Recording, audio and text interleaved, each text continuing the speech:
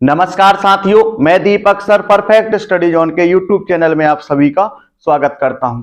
आज हम पढ़ेंगे प्रश्नावली 12.3 का प्रश्न क्रमांक 4। आकृति में छायांकित भाग, ये वाला जो पूरा भाग होगा और ये वाला जो पूरा भाग होगा ये होगा छायांकित भाग। इसी को हमको ज्ञात करना है। छायांकित भाग का क्षेत्रफल ज्ञात कीजिए जहां भुजा 12 सेंटीमीटर वाला एक समबाहु त्रिभुज है। समबाहु त्रिभुज का मतलब होता है जिसकी तीनों भुजाएं और तीनों कोण समान हो, उसको बोलेंगे समबाहु त्रिभुज। तो यहाँ पर समबाहु त्रिभुज की एक भुजा जो है वो है 12 सेंटीमीटर, यानी ये वाली जो भुजा है वो 12 सेंटीमीटर है, तो ये वाली भुजा भी होगी 12 सेंटीमीटर और ये वाली जो भुजा होगी ये भी होगी 12 सेंटीमीटर। क्योंकि समबाहु त्रिभुज में जितनी एक भुजा दी होगी उतना ही मान बाकी दोनों भुजाओं का होगा। यहां पर एक भुजा 12 सेंटीमीटर है तो दूसरी भुजा भी 12 सेंटीमीटर होगी और तीसरी भुजा भी 12 सेंटीमीटर होगी। समबाहु त्रिभुज ओ ए बी के शीर्ष ओ को केंद्र मानकर, यहां पर ओ को केंद्र मानकर 6 सेंटीमीटर त्रिज्या वाला एक वृत्तीय चाप खींचा गया है। तो यहां पर ओ को केंद्र मानकर के एक चाप खींचा गया है जिसकी जो त्रिज्या है वो है 6 सेंटीमीटर। तो यहां पर एक चाप खींचा गया है जिसकी जो त्रिज्या होगी वो कितनी होगी, वो होगी 6 सेंटीमीटर।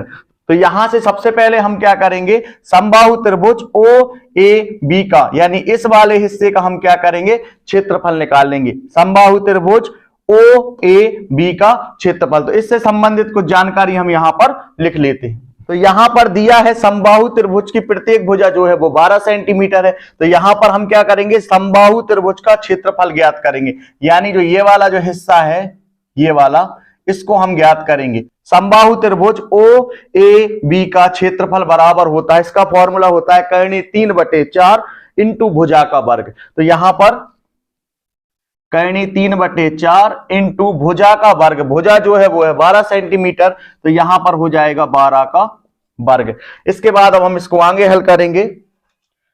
कर्णी 3/4 इंटू 12 का वर्ग मतलब 12 गुणित 12, 12 को हम 2 बार लिख देंगे, 4 एकम 4, 4 3 12। तो यहां पर 12 का गुणा जब हम 3 में करेंगे तो 12 तिया हो जाएगा 36 और यहां पर है कर्णी 3, तो ये हो जाएगा 36 कर्णी 3। चूंकि हमने क्षेत्रफल निकाला है इसलिए यहां पर आ जाएगा 36 कर्णी 3 वर्ग सेंटीमीटर। यहां पर हमने समबाहु त्रिभुज ए ओ बी का जो क्षेत्रफल है वो हमने प्राप्त कर लिया है 36 कर्णी 3 वर्ग सेंटीमीटर। इस वाले हिस्से को अभी हमने क्या किया है, इस वाले हिस्से को अभी हमने ज्ञात कर लिया है। ये वाला हिस्सा आया है 36 कर्णी 3। तो यहां पर हमने समबाहु त्रिभुज ओ ए बी का जो क्षेत्रफल है वो हमने ज्ञात कर लिया, यानी ये वाले हिस्से को हमने ज्ञात कर लिया है। ये वाला हिस्सा आया है 36 कर्णी 3। ओ को केंद्र मानकर 6 सेंटीमीटर त्रिज्या वाला एक वृत्तीय चाप खींचा गया, तो ये हो जाएगा ओ को केंद्र मानकर एक वृत्तीय चाप खींच दिया गया जो कितना है 6 सेंटीमीटर है। तो इसकी जो त्रिज्या है वो है 6 सेंटीमीटर। तो यहां पर देखिए सबसे पहले हम क्या करेंगे, यहां पर पूरे वृत्त का हम क्या करेंगे, क्षेत्रफल ज्ञात कर लेंगे। तो पूरे वृत्त के क्षेत्रफल को ज्ञात करने के लिए हम इसमें मिला देंगे, तो ये बन जाएगा एक पूरा वृत्त। इस तरीके से यहां पर ये पूरा बन जाएगा एक वृत्त। तो यहां पर हम सबसे पहले क्या करेंगे, हम पूरे वृत्त का हम क्या करेंगे, क्षेत्रफल ज्ञात करेंगे। तो वृत्त का क्षेत्रफल ज्ञात करने के लिए इसका फॉर्मूला होता है पाई आर का वर्ग। सबसे पहले हम क्या करेंगे, पूरे वृत्त का हम क्षेत्रफल ज्ञात कर लेते हैं। यहां पर देखिए वृत्त की जो त्रिज्या है वो है 6 सेंटीमीटर। वृत्त की त्रिज्या को हमने 6 सेंटीमीटर मान करके एक वृत्तीय चाप खींचा है, तो जिसकी जो त्रिज्या है वो है 6 सेंटीमीटर। तो यहां पर वृत्त का क्षेत्रफल पाई आर का वर्ग। अभी हम क्या कर रहे हैं, पूरे वृत्त का हम क्षेत्रफल ज्ञात कर रहे हैं। तो यहां पर पूरे वृत्त का क्षेत्रफल का फॉर्मूला लगा देंगे हम पाई आर का वर्ग। इसके बाद पाई के स्थान पर लिखेंगे 22/7 इंटू त्रिज्या जो है वो है 6 सेंटीमीटर, तो यहां पर हो जाएगा 6 का वर्ग। इसके बाद 22/7 6 का वर्ग, यानी जब 6 में 6 का गुणा करेंगे तो यहां पर प्राप्त हो जाएगा 36, उसके बटे में 1 हम लिख सकते हैं। इसके बाद 22 गुणित 36/7, यहां पर जब हम 36 में जब हम 22 का गुणा करेंगे तो यहां पर प्राप्त हो जाएगा 2 6 12, 1 3 दूनी 6 और 1 7। यहां पर 2 का गुणा भी जब 36 में होगा तो यहां पर प्राप्त हो जाएगा 72। इसके बाद 2 और यहां पर 9 और यहां पर 7, तो यहां पर हमको प्राप्त हो जाएगा 792/7। यहां पर हमने क्षेत्रफल ज्ञात किया है, इसलिए हम इसको लिखेंगे वर्ग सेंटीमीटर के रूप में। तो यहां पर देखिए, यहां पर हमने समबाहु त्रिभुज OAB के क्षेत्रफल को भी हमने ज्ञात कर लिया है। ये वाला आया था 36/3। इसके बाद यहां पर हमने क्या किया है, पूरे वृत्त का हमने क्षेत्रफल ज्ञात किया। पूरे वृत्त का जो क्षेत्रफल है वो आया है 792/7 वर्ग सेंटीमीटर। ये वाला हिस्सा जो है वो किसका हिस्सा है, ये है समबाहु त्रिभुज का हिस्सा। तो पूरे समबाहु त्रिभुज का जो क्षेत्रफल है वो आ गया है 36/3। उसमें ये वाला हिस्सा भी है, लेकिन हमने यहां पर क्या किया है, पूरे वृत्त का हमने क्षेत्रफल ज्ञात कर लिया, उसमें ये वाला हिस्सा भी जुड़ा हुआ है। तो हमको क्या करना है, इस वाले हिस्से को हम अलग करेंगे, क्योंकि ये वाला जो हिस्सा है वो किसका है, ये वाला हिस्सा है समबाहु त्रिभुज का। तो इस वाले हिस्से को हमको अलग करना पड़ेगा, तब तो हमको ये वाला हिस्सा प्राप्त होगा। तो हम क्या करेंगे, यहां पर त्रिज्यखंड O, यहां पर हम कुछ भी नाम दे सकते हैं, तो यहां पर हम नाम दे रहे हैं P और ये हो जाएगा Q। तो यहां पर त्रिज्यखंड OPQ का हम क्या करेंगे, क्षेत्रफल निकालेंगे। जितना भी क्षेत्रफल आएगा उसको हम क्या करेंगे, पूरे वृत्त के क्षेत्रफल में से हम उसको घटा देंगे, तो हमको शेष बचा हुआ जो हिस्सा है वो हमको प्राप्त हो जाएगा। तो अब हम क्या करेंगे, यहां पर त्रिज्यखंड OPQ के क्षेत्रफल को हम यहां पर ज्ञात करेंगे। तो यहां पर चित्र अनुसार AOB एक समबाहु त्रिभुज है जिसमें थीटा बराबर 60 अंश, क्योंकि त्रिज्यखंड OPQ का जब हम क्षेत्रफल निकालेंगे तो उसका फॉर्मूला होता है θ/360 इंटू पाई आर का वर्ग। त्रिज्या हमको दी हुई है 6 सेंटीमीटर, लेकिन हमको यहाँ पर थीटा का मान भी हमको यहाँ पर ज्ञात करना है। तो यहाँ पर देखिए, जैसा कि आप जानते हो कि समबाहु त्रिभुज में तीनों भुजाएं बराबर होती हैं और तीनों कोण भी कैसे होते हैं, बराबर होते हैं। यहां भी 60 अंश का होगा, यहां भी 60 अंश का होगा और यहां भी 60 अंश का होगा, क्योंकि 60 अंश का यहां पर होगा, 60 अंश का यहां पर होगा और 60 अंश का यहां पर होगा। तो यहां पर त्रिभुज के तीनों कोणों का जो योग होता है वो 180 अंश होता है, इसलिए 60 अंश O पर भी 60 अंश बनेगा, A पर भी 60 अंश बनेगा और B पर भी 60 अंश का कोण बनेगा। तो यहां पर हमको प्राप्त हो जाएगा 60 अंश का कोण, यानी थीटा बराबर प्राप्त हो जाएगा 60 अंश। तो इसके बाद अब हम इसको यहां पर आगे हल करते हैं। तो थीटा के स्थान पर लिखेंगे हम 60 अंश, 360 इंटू पाई के स्थान पर लिखेंगे 22/7 और यहां पर r का वर्ग, यानी जो कि त्रिज्या दी हुई है 6 सेंटीमीटर, तो ये हो जाएगा 6 का वर्ग। एक जीरो से एक जीरो कैंसिल हो जाएगा, तो यहां पर बचेगा 6/36 इंटू 22/7, यहां पर आ जाएगा 6 गुणित 6। इसके बाद 6 एकम 6, 6 छिंग 36 और ये वाले 6 से ये वाला 6 जो होगा वो हो जाएगा कैंसिल। तो यहां पर बचेगा 22 गुणित 6/7। इसके बाद 22 में जब हम 6 का गुणा करेंगे तो यहां पर 6 दूनी 12, कैरी 1, 6 दूनी 12 और 1 13/7। चूंकि ये जो है वो क्षेत्रफल है तो इसको हम यहां पर लिखेंगे वर्ग सेंटीमीटर के रूप में।